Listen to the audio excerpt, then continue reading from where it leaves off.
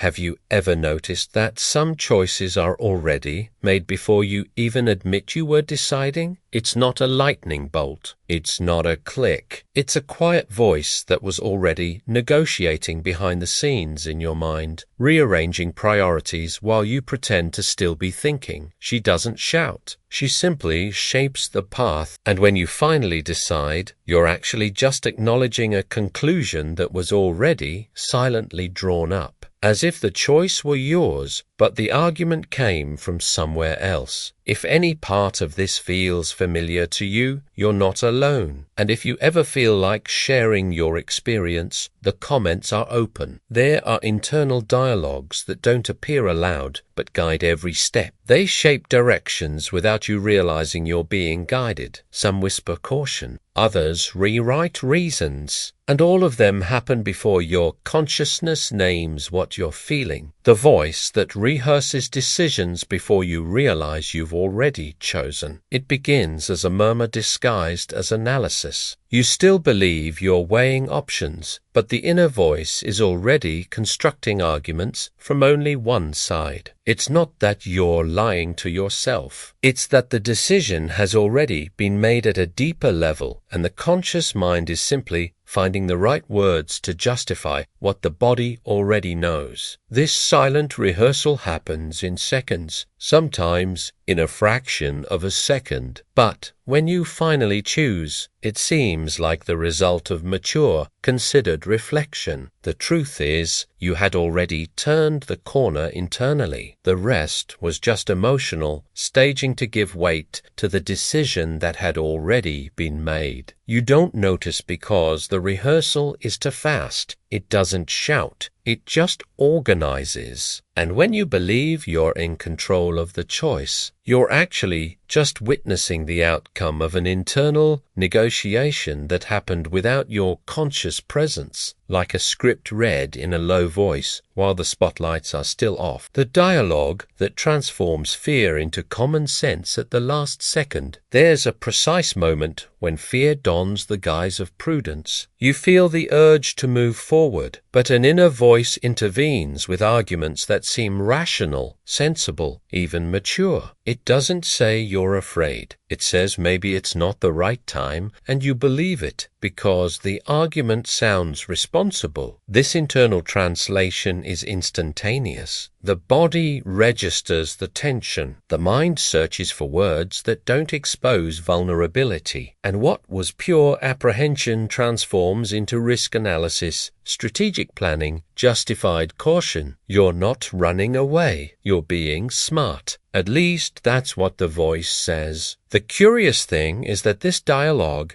doesn't lie completely. It merely rearranges the truth. Fear does exist, yes, but by calling it common sense, you protect yourself twice, from the situation that scares you and from admitting that you are scared. It's a negotiation that happens so quickly that you don't even realize you've negotiated. And then you back down, not because you wanted to, but because your inner voice convinced you it was the right choice, and maybe it was. Or maybe it was just fear whispering with the voice of reason, while you pretend not to recognize where that tone was coming from. The internal dialogue that calls for caution when desire demands action. There's a silent tug-of-war between what you want and what you allow yourself to want. The desire appears first, of course, almost naively. But before it takes the form of action, a second voice enters the scene asking for a pause. It's not a no, it's a wait, and in that interval, the impulse begins to lose strength. This voice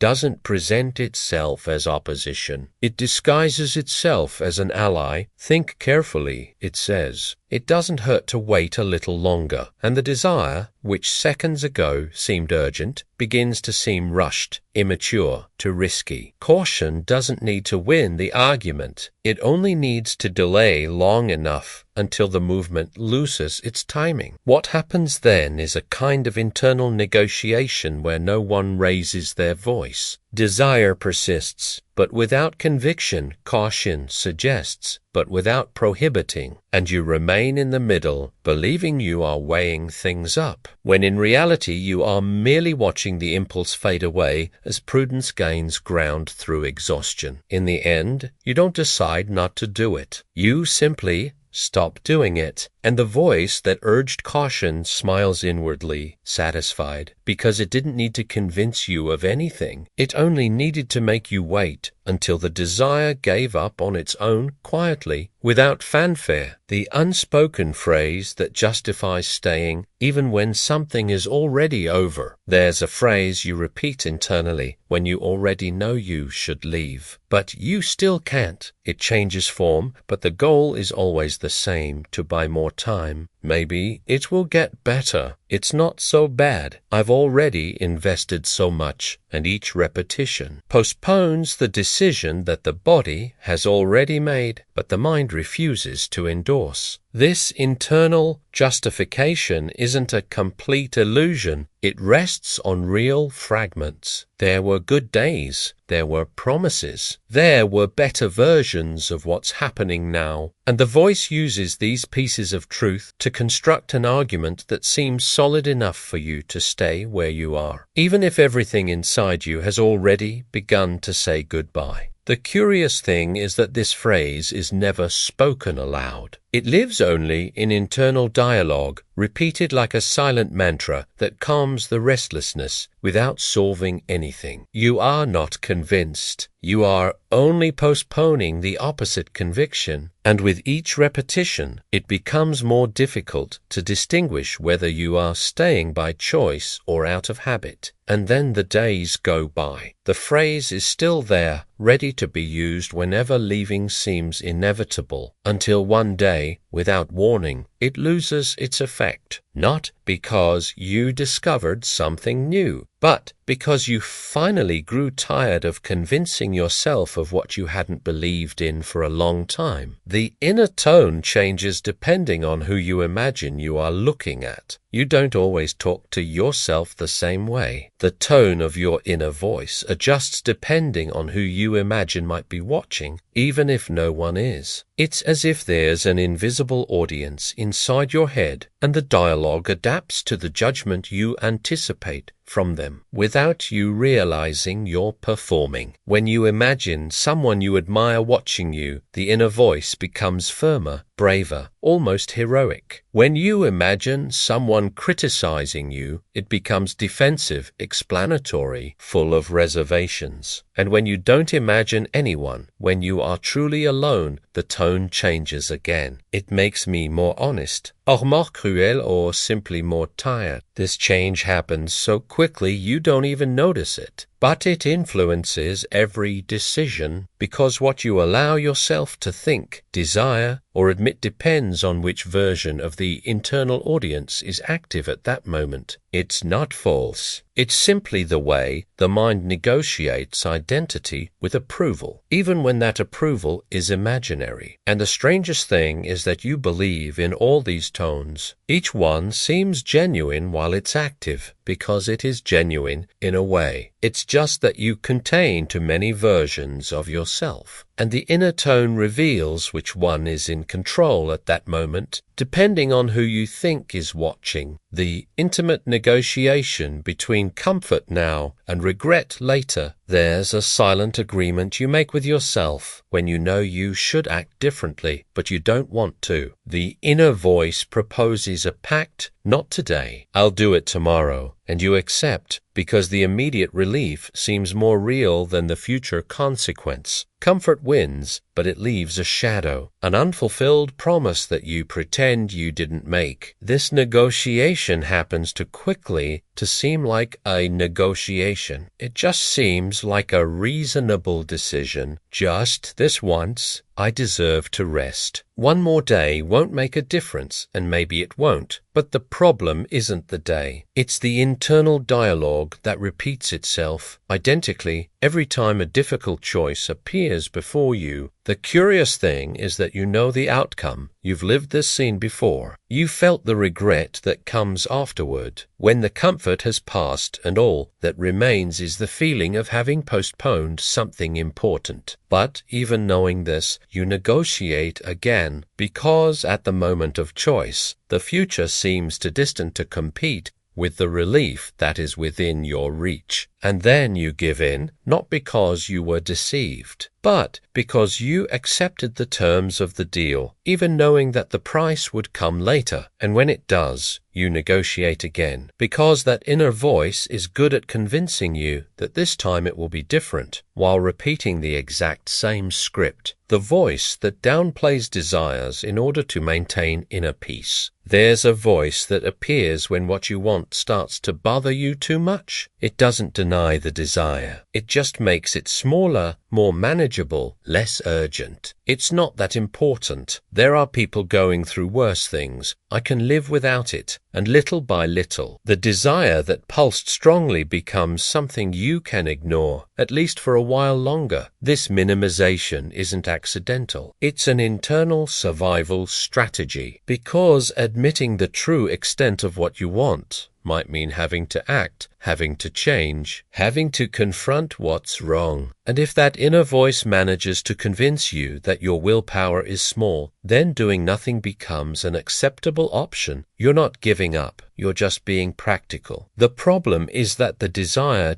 doesn't disappear just because you called it an exaggeration. It remains there, compressed, waiting, and each time you minimize it, it loses a little clarity, but gains in silent weight. Until one day you no longer know what you really want, because you've spent so much time telling yourself it wasn't a big deal, and the peace you maintained inside, it wasn't peace, it was just forced silence, a temporary truce between what you desire and what you allow yourself to desire. And the voice that minimized everything is still there, ready to repeat the process every time something true tries to emerge with too much force. The monologue that rewrites the past to decide the next step. You don't remember the past as it was. You remember the version that justifies what you're about to do now. The mind selects fragments, rearranges emphase, erases inconvenient details. And when you recall something before making a decision, you're not accessing pure memory. You're editing the script so that the next chapter makes sense. This internal monologue happens without warning. You think you're just reminiscing, reflecting on what happened, but the voice is already highlighting certain parts, obscuring others, shaping the narrative. If you need to justify leaving, the past becomes a sequence of ignored signs. If you need to justify staying, it becomes a collection of good moments that deserve another chance. The curious thing is that you believe this version while you're telling it. It's not conscious manipulation. It's just the way the mind organizes chaos into a story. And stories need coherence. So the past adjusts itself so that the present decision seems inevitable, logical, even obvious, as if you always knew what to do and the facts were just waiting for you to realize it. And when you finally decide, you feel it was based on everything you've been through. And it was, in a way. But the everything you've been through you used isn't what really happened. It's the version your inner voice wrote in real time, without asking permission, so that the next step would seem less daunting. The inner dialogue that calls for habit and identity without making a sound. There's a voice that transforms repetition into essence. It takes something you've been doing for a long time and says, "This is who I am." Not as an observation, but as a definition. What began as a choice becomes nature. What was circumstance becomes character. And you stop questioning, because questioning your identity seems harder than questioning a simple habit. This transformation happens slowly, almost imperceptibly. You repeat a behavior, then another. And at some point, the inner voice stops saying, "I do this," and starts saying, "I am this way." The boundary between action and being dissolves. and what could be changed becomes something that seems immutable, ingrained, a permanent part of who you are. The problem isn't having habits, it's confusing them with destiny, because when you call a pattern your identity, you protect yourself from the responsibility of changing it. I've always been like this becomes both a shield and a prison. It frees you from guilt, but also locks you into repetition, and the inner voice continues to reinforce the narrative, silently, convincingly, and so you live within this definition that you yourself created, without realizing it, not because it's the absolute truth, but because you've repeated it so much that you've come to believe it. And believing in who you are based on what you've been doing for a long time is more comfortable than admitting that you could, at any moment, simply choose the final whisper that seems like reason, but is born from emotion. There comes a point when the decision has already been made, but you're still searching for a rational argument to support it. Emotion decided first, quick, visceral, without words. But the conscious mind needs a reason that sounds logical, acceptable, defensible. So the inner voice searches for reasons to justify what the body already knows it's going to do. That final whisper is ingenious. It doesn't lie entirely. It simply chooses convenient truths. It takes real facts and arranges them in a way that validates what you already feel. And when you finally announce your decision to yourself or to others, it comes packaged in logic. No one needs to know that the choice was born from an emotional impulse seconds before reason appeared to sign the contract. The curious thing is that you don't even notice this inverted order. You believe you thought, pondered, analyzed, and then decided. But the truth is you felt, decided, and then thought about how to explain it. Emotion is not the enemy of reason. It just arrives first, quietly, and leaves reason to do the public relations work. And perhaps there's nothing wrong with that. Perhaps emotion knows things that reason takes too long to admit. But it's interesting to realize how many times you believe you're being rational when in reality you're just being human. And the inner voice that whispers at the end, it knows this from the beginning. It's just waiting for you to convince yourself. These internal dialogues are not flaws. They are not signs of weakness or confusion. They are simply the way the human mind negotiates with reality, with itself, with what is possible and what is desired. They happen all over the world, all the time, without an audience, without witnesses, just you and the voice that accompanies you in silence. What changes is not whether these dialogues exist. They will always exist. What changes is recognizing when they are active, when the voice that seems to be yours is actually repeating an old script, when the decision that seems logical was born from a nameless fear, when you are negotiating with yourself without knowing you've entered into a negotiation. Recognizing these patterns doesn't solve everything, but it brings a strange, almost liberating clarity, because when you perceive the voice, you also realize that you can hear it without obeying it. You can observe it without merging with it. And that, in itself, is already a different way of inhabiting one's own mind. If any of this resonated with you, if you recognized any of these inner whispers, know that you're not alone in this silent conversation. And if you want to continue exploring these invisible patterns of human behavior, subscribe to the channel. Every week, we observe together what is rarely said aloud.